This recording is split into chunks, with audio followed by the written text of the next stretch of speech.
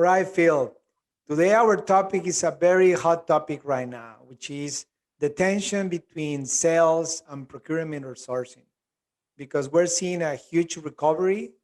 A lot of people didn't expect this, and a lot of distributors are struggling to get, material.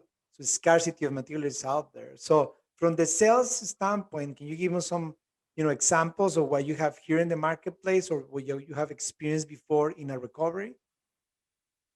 Well, just yesterday, Chad Moutre, who is the economist for the National Association of Manufacturers, reported the lowest new unemployment claims since over a year ago. Yeah. So we're having, more and more people are going back to work, and fewer people are losing their work. Mm-hmm. The cutting tool consumption is rapidly accelerating, and so that is typically a good indicator of activity in the metalworking manufacturing. Yeah. Our friends at Amazon are continue to grow.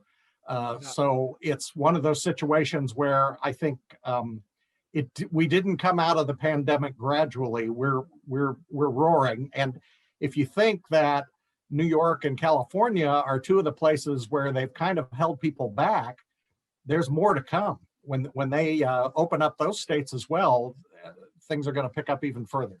Yeah, and we have seen that with our customers. I mean, the recovery has been, rapid and furious, I would say, and the scarcity of material is everywhere. I just learned today from a distributor in the piping part that a lot of the manufacturers are limited to 80% of what they are placing. So from the purchasing side, it's a challenge now to get your hands around of material. So I think that tension always exists between sales and purchasing.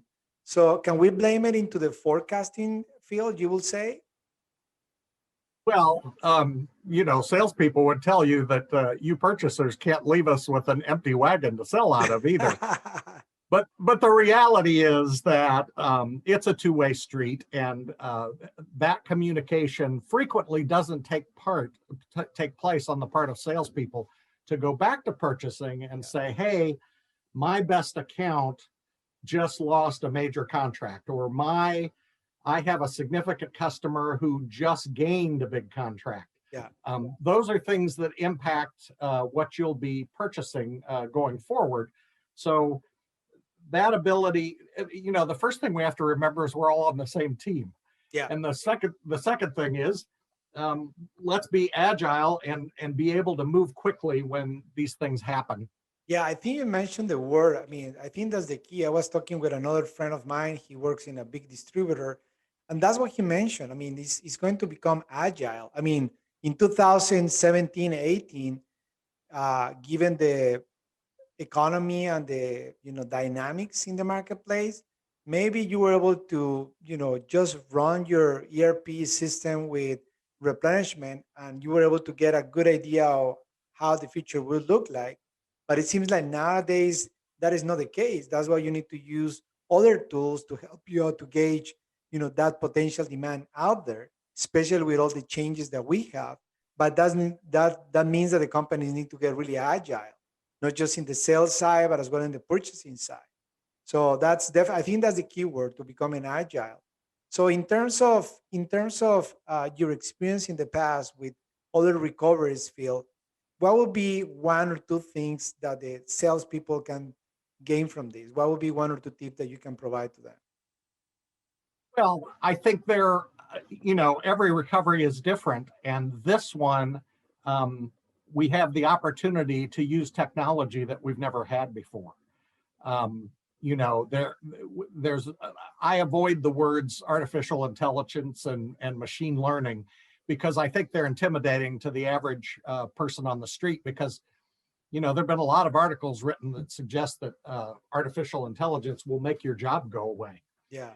And, one of the things I try to remind myself is that at the beginning of the 20th century, in the 1900s or whatever, about half of all the people in the United States were farmers.